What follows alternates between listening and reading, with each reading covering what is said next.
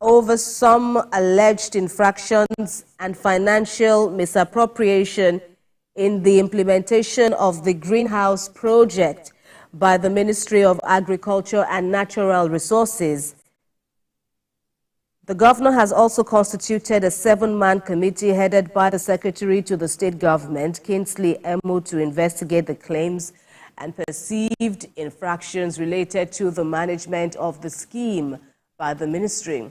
In addition, the governor has ordered Mr. Bennett Izon Abodeagama, the permanent secretary of the ministry, as well as engineer Oki Prowe Yintarike, the assistant director as agricultural engineering, and the chief accountant of the Ministry of Agriculture and Natural Resources, Gabriel Idiata Cheko, to proceed on compulsory leave until further notice, in line with the extant rules of the State Civil Service. Joining us now via Zoom for more updates on this developing story is our correspondent in Delta State, Ikenna Amaechi. Good morning and welcome. All right, so give us some more background to this controversy erupting in Delta State following the suspension of the Agriculture Minister. All right, good morning, Kemi, and good morning, Ibrahim. It was yesterday that the Secretary to the State Government, or the day before yesterday, that a release was made by the Secretary to the State Government about setting up of a 7-man panel to investigate what is going on in the Ministry of Agriculture and Natural Resources in the states. And of course, that was because there was an issue that came up that there was some misappropriation. And then by the time the review was done, the Secretary to the State Government, had to suggest for the immediate suspension, which the governor approved of the Commissioner for Agric, Amos Perez, and of course other civil servants working in the ministry to ensure that the investigation and of course the panel does a thorough job. And we know the state governor, Sheriff Oborevwori, for being a very thorough person in his execution of project and of course in administration.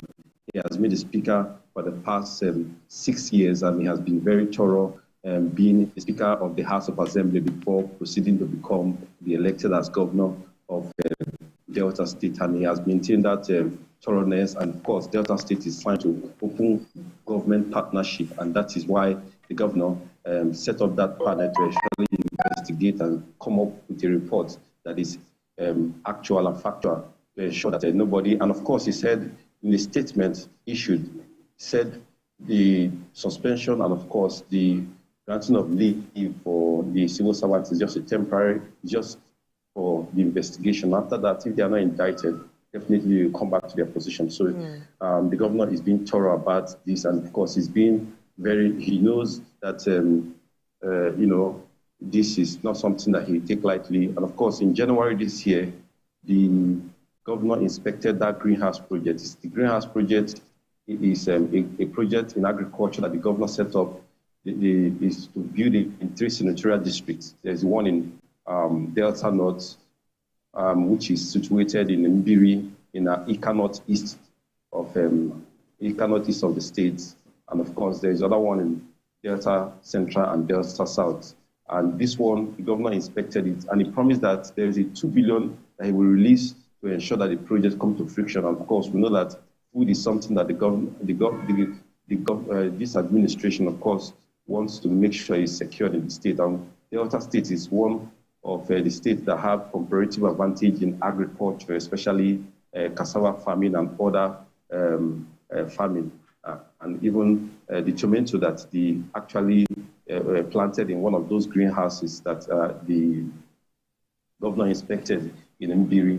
And so for this to come out now is something that the governor definitely frowned at, and he wants a thorough investigation to ensure that nothing illegal is done in the ministry, and of course to ensure that there's transparency. And noting that this greenhouse scheme is an accelerated agricultural development program of the CBN, which is something that, something that is not just the state, but the federal government is actually interested in.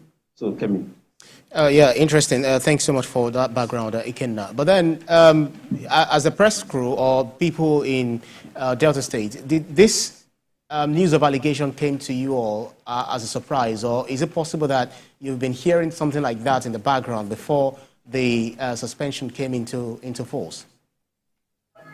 Well, we had a situation whereby allegations were made by some staff of the Ministry of Agriculture and, of course, to the commissioner. But all those are just hearsay. But when the governor got wind of it, he had to take action by setting up the committee. And the committee has done an initial review, and that initial review necessitated the suspension of the commissioner and, of course, the immediate proceeding on leave of the permanent secretary and other staff of the Ministry of Agriculture. But the investigation is still ongoing. A 7-man committee that is investigating, headed by the Secretary of State Government, Kingsley Mo, and of course they are investigating and ensuring that nothing, everything is brought to light.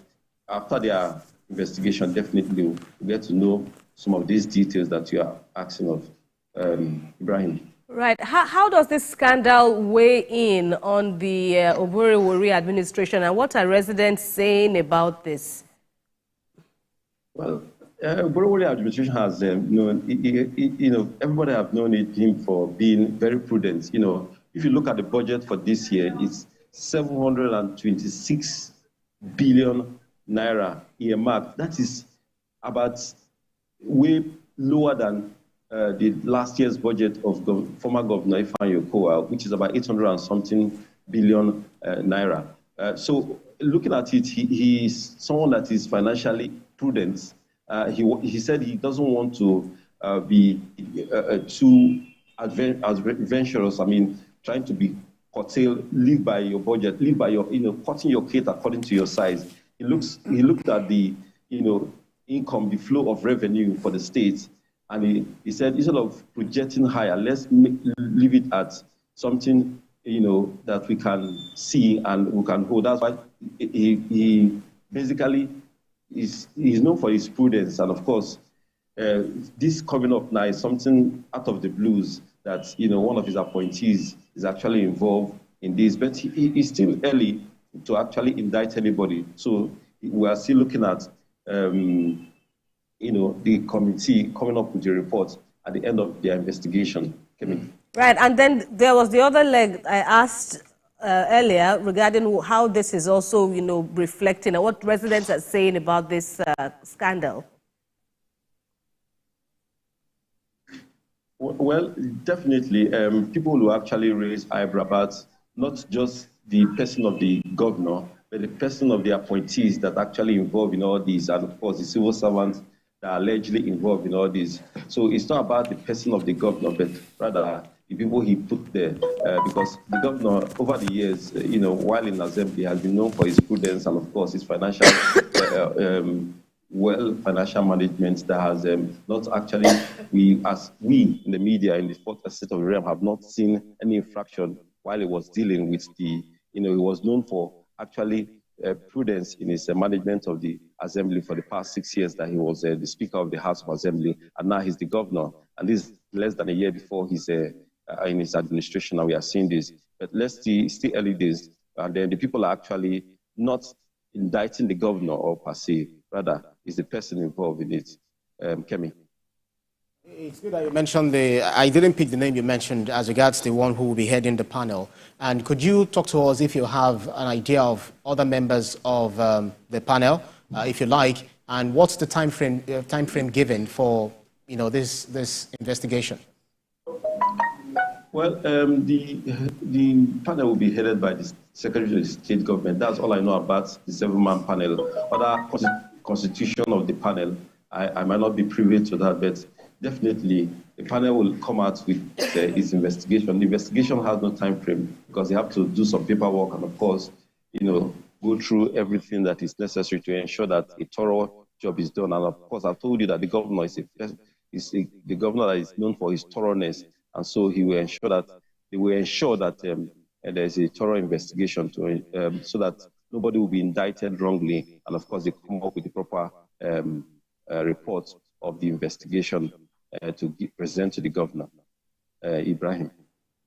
Ikenna, Amaechi, that will be all for now. I will get back to you for updates on this story. Thanks a lot for